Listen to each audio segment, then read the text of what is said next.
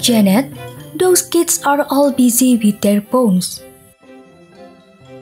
So they all came to the park just to be on their phones? I don't get it. Well, why don't we greet them and ask what they are doing?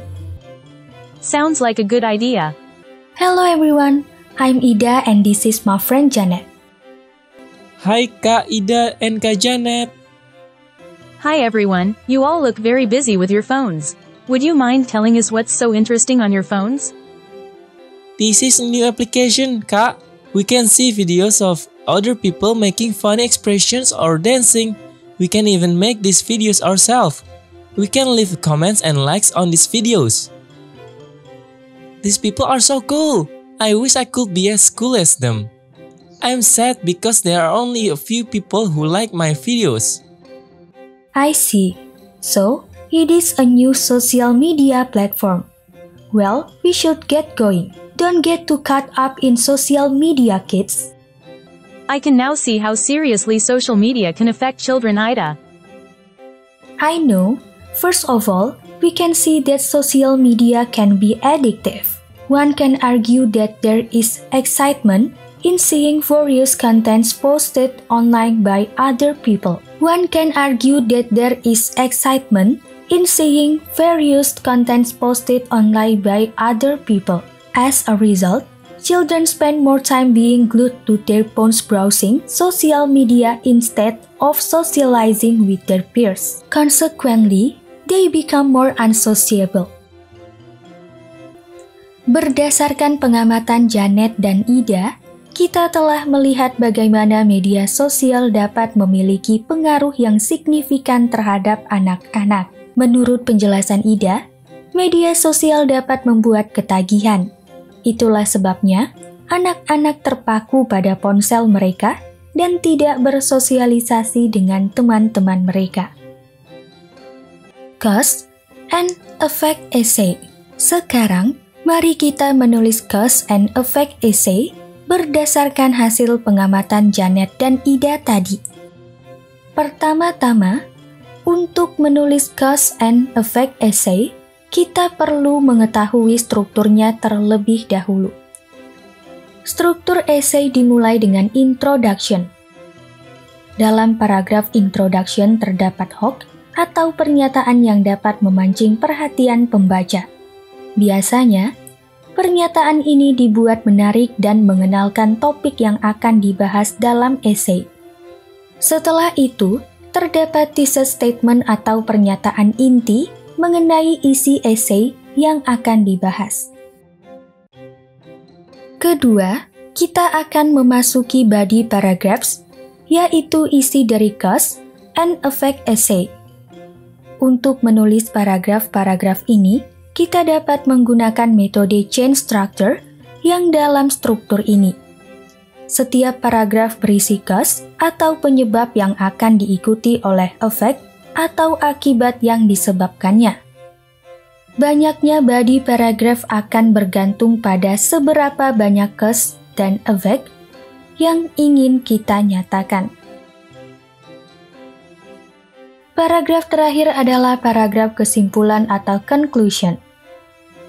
Dalam paragraf ini, kita dapat menyatakan kembali thesis statement yang telah kita buat di paragraf introduction dengan kata-kata yang berbeda. Kita dapat pula menambahkan suggestion atau saran dan pandangan kita terhadap topik yang kita bahas. Writing cause and effect essay. Sekarang, mari kita mulai dengan menulis judul dan paragraf introduction yang akan memperkenalkan topik bahasan mengenai pengaruh media sosial terhadap anak-anak kepada pembaca. Dalam paragraf ini, kita akan memulai dengan hope. Kali ini, kita akan menggunakan sebuah pertanyaan yang menarik perhatian pembaca. Selanjutnya, kita akan menyatakan thesis statement. Berikutnya, mari kita lanjutkan dengan body paragraf pertama yang berisi tentang penjelasan Ida. Dalam paragraf ini, kita memaparkan penyebab nomor 1, yaitu media sosial dapat membuat ketagihan. Penyebab ini kemudian diikuti oleh akibat-akibatnya, yaitu anak-anak terpaku pada ponselnya sehingga tidak bersosialisasi dan menjadi lebih tidak ramah. I couldn't agree more, Ida. Second of all, by interacting with those children, I think social media has changed the way children see themselves.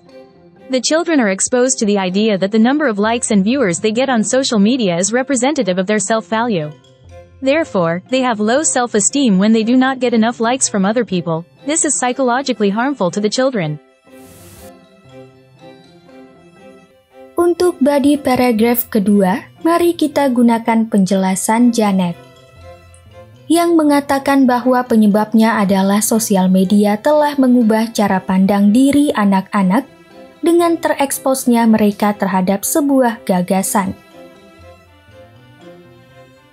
Hal tersebut berakibat pada rendahnya rasa nilai diri anak-anak tersebut yang dapat berbahaya secara psikologis.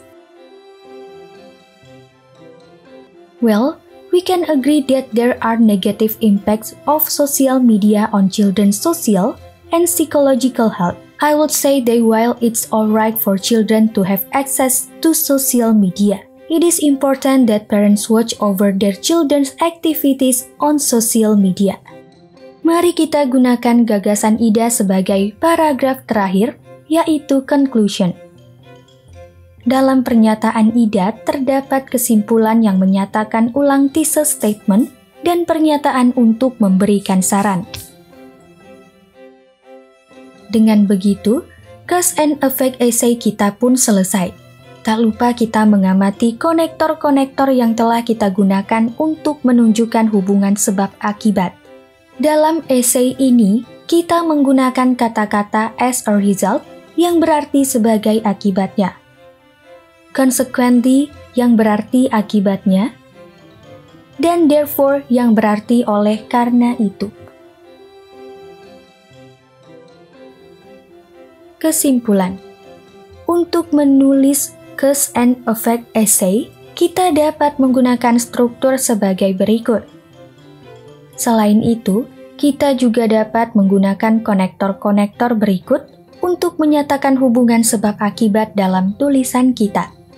Demikian pembelajaran hari ini. Goodbye for now.